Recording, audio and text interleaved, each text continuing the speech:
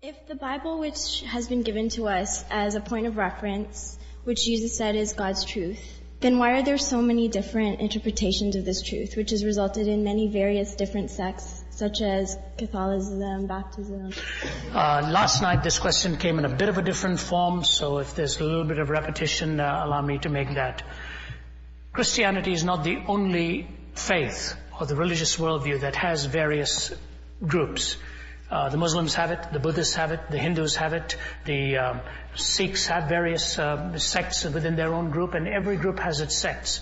So what happens is, in the Christian faith, the reason the Bible was even formed, by the way, and the canon was pulled together, was because there were those who were trying to bring in heretical views and contrary views to what it is that Christ actually taught. And that, of course, continues to this very day. Now, when the Bible was collected, you've got to look at it. It is a very different form of scripture to anything else. For example, the Quran claims to be singularly revealed, verbally dictated. Every word remains unchanged. So the assertion is. And it comes across from the 6th century and so on. That's why even translations are never treated on the same level as the original in the Arabic that is given, and the most sacred text preserved by them. Their most sacred text preserved by them. The Bible is written across 1400 years.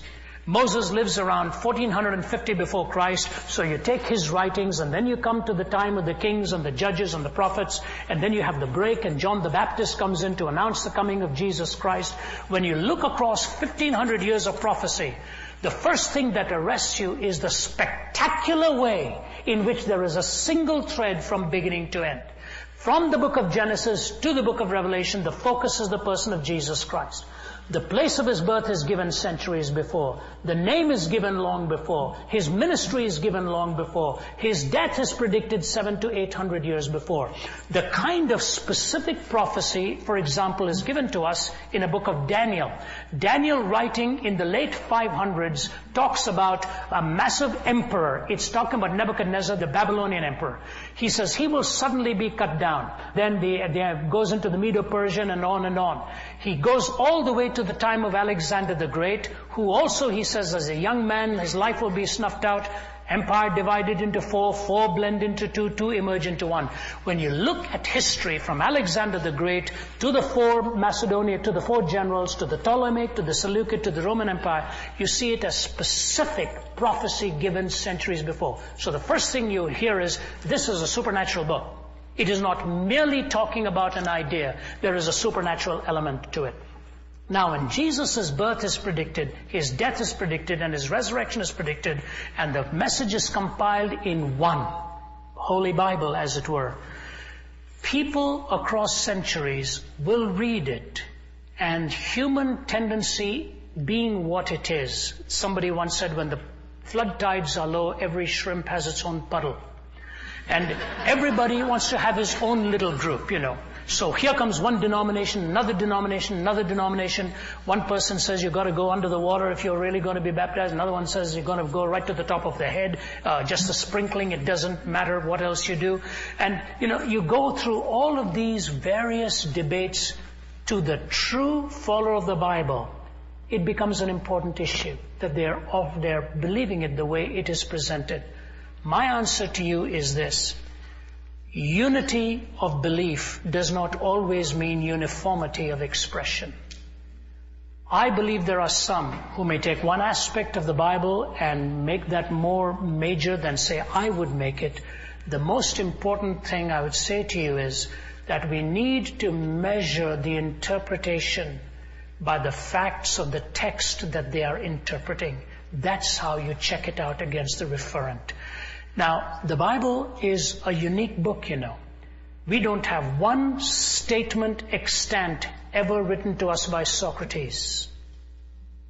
We think he said all those things because Plato tells us that.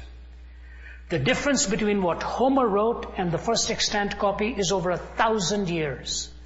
The Bible is the lone document that we have where within a century of its articulation of these major truths, we have extant copies, and by the first 300 years we have a complete corpus of material of the Old and the New Testament. So the problem is not with the scriptures.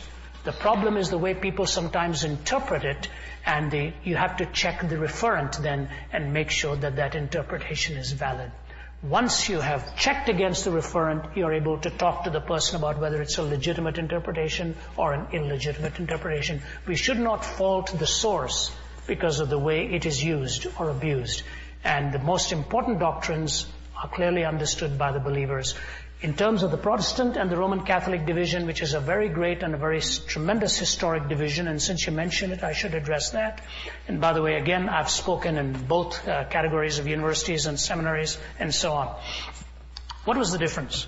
The difference came in that in the Catholic Church, the authority was the church. Whether it be the Pope or the priesthood or the cardinals, whoever, the authority was the church. The church had the right to interpret the scriptures, and the church interpreted it, and this is the way it is interpreted. When Martin Luther came on the scene in the 1500s, Martin Luther was not a bad Catholic, he was a good one. He found out he was not having ease with his conscience. He wanted to keep on confessing because he would go to bed and suddenly remember something else.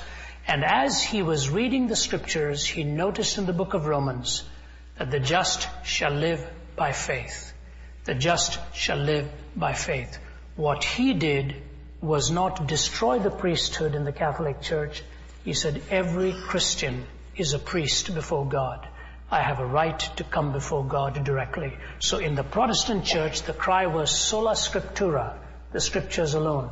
Sola fide, by faith alone. So it is a question of the repository of authority. In the Catholic Church, they went with the papacy and the church. In the Protestant Church, they went with the final authority of the scriptures and the priesthood of the believer. Now, your challenge should be to look into the Bible and see which of these two schools of thoughts is in keeping with the scriptures, and that's how you find out where the truth is.